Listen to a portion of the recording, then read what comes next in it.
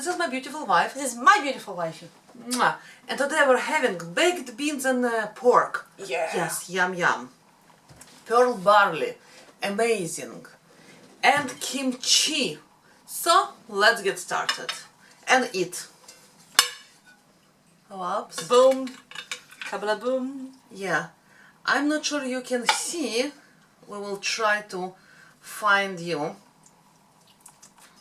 Maybe I'll take a little picture and insert it closely.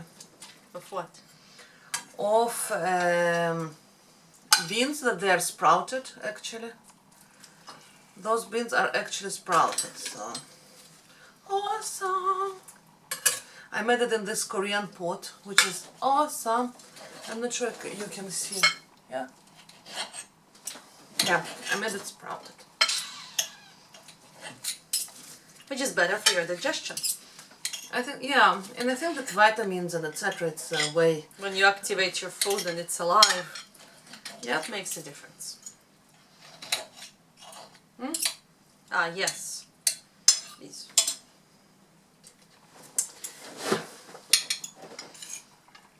and this is kaktuki kimchi. This is kimchi with Korean radish. Yay!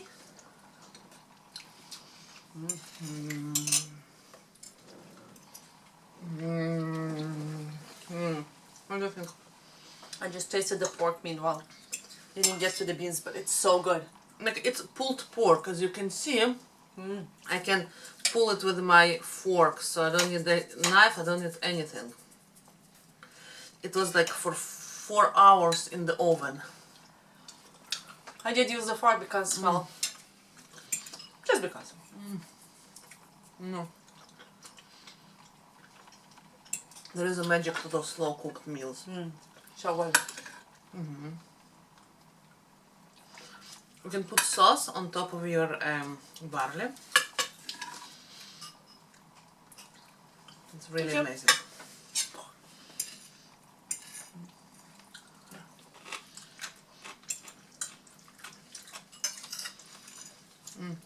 And kimchi adds this spiciness with a picklish component. Oops. I really wanted to make those baked beans. I made actually mixed beans. I made there is like chickpeas inside, so there is different beans inside, and I really wanted to. It's runs and flies. Oh man.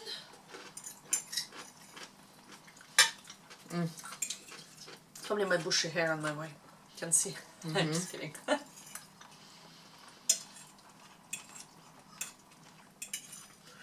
And I went to the recipe of baked beans. I wanted to know the recipes, and a lot of the recipes used a lot of sweetener, like Yeah, they tend to make beans sweet. Remember when we went to when we bought those beans? We were curious about the dollar store beans. Remember? And we opened them, and they were so sweet. Like we all love beans, and Arya loves beans, but they were so sweet we couldn't eat them. Yeah, so I tried to find a recipe that doesn't require for those. I don't know why it has to be sweet. I don't know. So like cup of molasses or something. What? Cup? Or like, yeah, like a half cup of molasses and another like quarter cup of dark sugar or something. Wow, it's like a dessert. Wow, that's insane. Now, when we talked about this issue before, like pickled beets, and we love pickled beets. But when you buy them, well, in Canada, when we buy them, they're just so sweet. They're just absolutely insane, insane. So sweet. So yeah, so I found some old recipe, and it was like, I think it's some historical society somewhere in the world, I'm not sure where. I just was like, scrolling, and it was with basically bacon, which was good. Is that the bacon is one of the first ingredients? I think you got it right. salted pork or bacon. And it's historically people preserve the pork in salt. So I thought that this one will be amazing. So I took the base of it, I've added a little bit of my own, but I just thought that how cool it could be.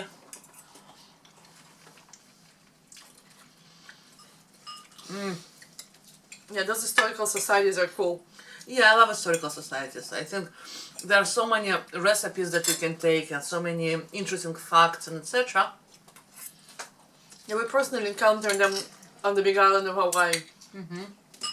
When Ariel, when we all learned how to make Portuguese bread, and we loved it. We actually went back the second time to do that. It was pretty neat. Yeah. So they made a lot of beans and a little bit of pork and put on top of the what? Kimchi. Do you want some? Made me cry for a minute. It's good. You know how you take one bite and sometimes all the bites are good and then one bite just bite makes is you almost extremely- like cry. Can I have more bean, please? Thank you. That's it. Juices? Yes, please. I want to put more of this here. I'll put it on top. I mix put it it all on top. inside. I thought Oh. next time I will cook them together. Or not. Why? Or not. Maybe Ariel doesn't like it. But I think that it will soak all the juices from... I don't know. I think it's perfect the way it is. Like, it doesn't matter. You want to make like, but then you're making this recipe, how it's called, that one, you know, chol? The chol, the, slow cooked... You explain what it is. Chol, it's... I made it about a month or two ago. And it was like with a lot of beef and bones and it's potatoes and it's with old... it's old poor man's food. When they added a lot of things and a little bit of meat, mostly, you know, the cheapest cut or leftovers or... Then you add the eggs. With the cracked shell, mostly. Not always, actually. Depends how many hours you cook it and the eggs are brown. See, she loves egg. I know, it's wonderful. You could actually add egg to all of those types of... We ran out of eggs. But you wouldn't add to this recipe anyway. Not this time. Because I really wanted this baked bean Feel. feel to it.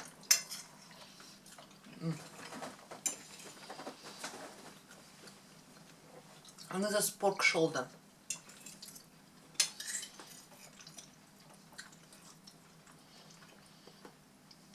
I love the mixed beans. I think there is something to the texture and how they look. And I really love those small beans and I always forget what their name. Muk beans. Yeah. I really like those ones. I had those ones for I think 3 years or something.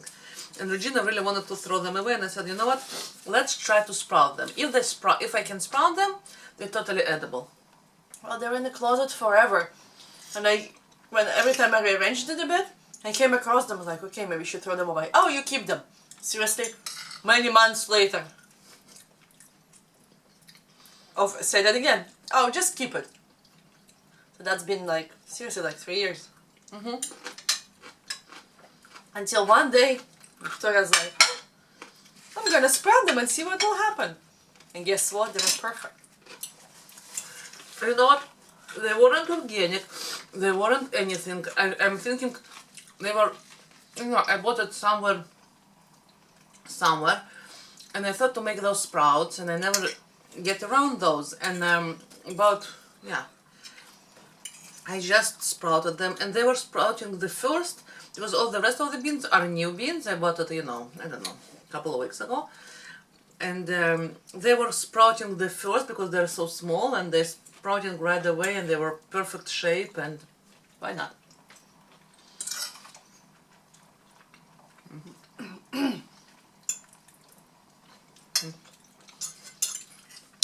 Only tells you that a lot of dry foods are alive forever. Yeah, especially seeds and nuts. I think nuts and some seeds are less because You they know have what? oils Less. inside. Well, And less. Because if you leave sunflower seeds for a long, they have this rancid. It's because flavor. of the oils inside.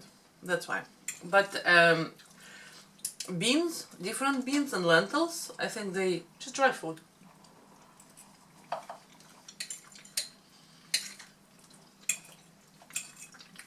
They actually have a longer shelf life in dry form than in a can. Oh yeah. Friendly if they can preserve properly and it doesn't have botulism inside and it's not puffed. Yes, don't eat puffed cans or puffed anything for this matter. Unless it's butter puff pastry. I mean, you know, the small ketchup containers or anything that puffed, Yeah, don't that touch should it. be sealed and not puffed. If it's puffed, don't touch it. Don't touch it. Like, they have 5 years of expiration date and it's totally edible after 20 years too. If If. it looks good. Yeah. The can looks good. Yep.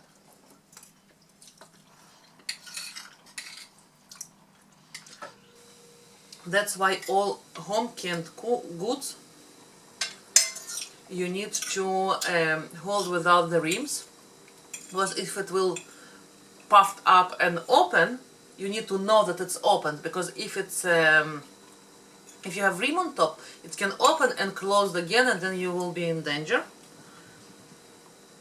So yeah, There you go. very important. And it never happened to us that it actually opened. Yes, it After a while? Not after a while. Usually it will open. Immediately, right? No, the first or 24 hours usually. wasn't No, first 24 hours if it didn't closed well. it? Okay. So that's it. You will know pretty much right away that it didn't close well or didn't go, you know, without the seal. So it's totally edible. You can put it inside the refrigerator, whatever you did, and eat it in a couple of days, like you would eat the fresh food. That's what I mean. But But if the lid opens after this mark of 24 hours and it was already sealed, this is the problem. Usually I found that if it didn't work well, and I had I think once in my life or twice, it will open about in the first 4 to 6 weeks. It won't, you know, hold forever. And then it will be... I think when it opened the one time, I remember, it was like within first week. No? Okay, maybe my memory is wrong. Like maybe it was first, but it's pretty. You will know if the batch is not the best batch and you have some botulism because it starts to open, and sometimes it's open only with one jar relatively to all the other ones. It happened to me before, like all the batch was okay, instead of one jar that something happened, and discard this jar and that's it, and basically you're safe to eat all the other ones as long as they are sealed. I need to make sure obviously that your jar, the glass on top is not damaged and that your lids are new. Yeah, it's important. Don't reuse the lids. Rims, go ahead, but not the lids. Now, in North America, there is an institution that checks the recipes and approves the recipes for, you know, salsa, for canning. And there is quite minimal amount of recipes there. In Europe, and especially in East Europe, we are way more adventurous with our canning. Very true. You can anything, pretty much. And less particular, but as long as you know that it's like, don't eat the puffed up things, you can... Or exploding things.